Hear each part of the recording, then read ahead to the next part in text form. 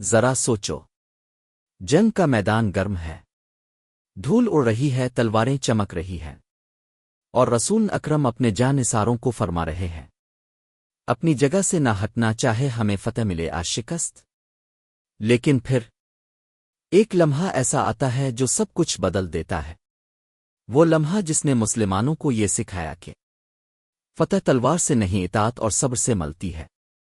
یہ ہے کہانی غزوہ الفاہد کی، جہاں ایمان، صبر اور وفا کا امتحان لیا گیا۔ غزوہ بدر کے بعد قریش مکہ کو ایسی شکست ہوئی تھی جو ان کے لیے ناقابل برداشت تھی۔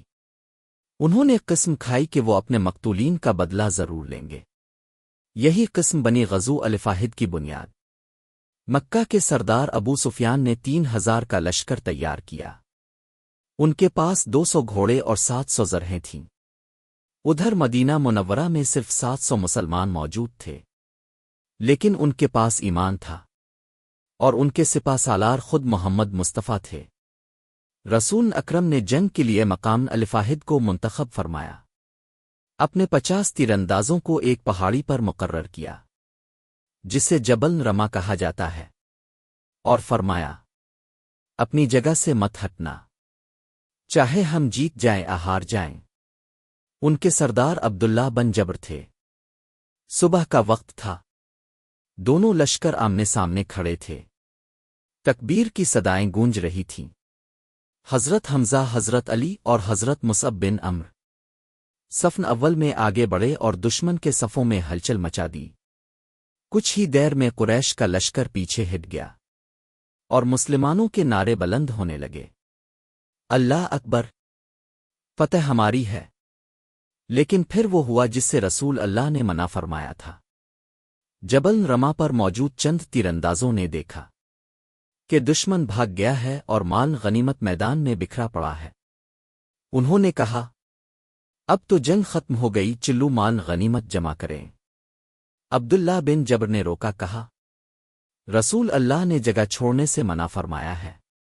مگر کچھ لوگ نہ مانے اور پہاڑی چھوڑ کر نیچے آ گئے۔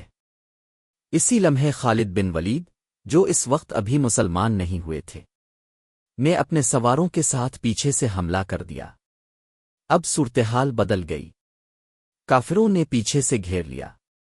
مسلمان حیران و پریشان رہ گئے، رسول اللہ بھی زخمی ہوئے، اب کے چہرے مبارک سے خون بہہ نکلا، اور اب کے دندان مبارک شہید ہو گئے۔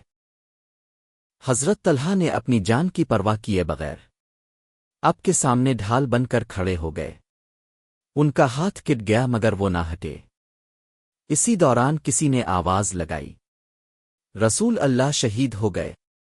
یہ سن کر بہت سے مسلمانوں کے دل ٹوٹ گئے، مگر جب معلوم ہوا کہ اب زندہ ہیں تو ایمان کی لہر پھر سے جاگ اٹھی۔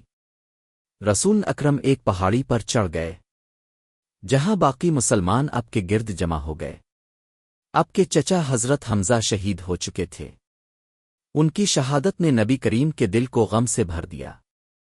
آپ نے فرمایا کسی نے میرے چچا جیسا وفادار اور بہادر انسان نہیں دیکھا۔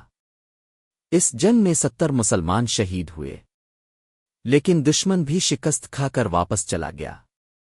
غزوہ الفاہد نے مسلمانوں کو یہ سکھایا کہ فتح صرف تلوار سے نہیں بلکہ اطاعت، صبر اور اتحاد سے حاصل ہوتی ہے۔ قرآن کریم نے فرمایا اور جب تم نے نظام میں خلل ڈالا تو اللہ نے تمہیں آزمائش میں ڈال دیا، یعنی ہر نقصان میں ایک سبق چھپا ہے، اور ہر آزمائش میں ایمان مضبوط ہوتا ہے۔ غزوہ الفاہد صرف ایک جنگ نہیں تھی، یہ ایمان، صبر اور وفا کا سب سے بڑا امتحان تھی۔ یہ ہمیں سکھاتی ہے کہ اگر مسلمان اللہ اور رسول کے حکم پر قائم رہیں تو دنیا کی کوئی طاقت انہیں مٹا نہیں سکتی۔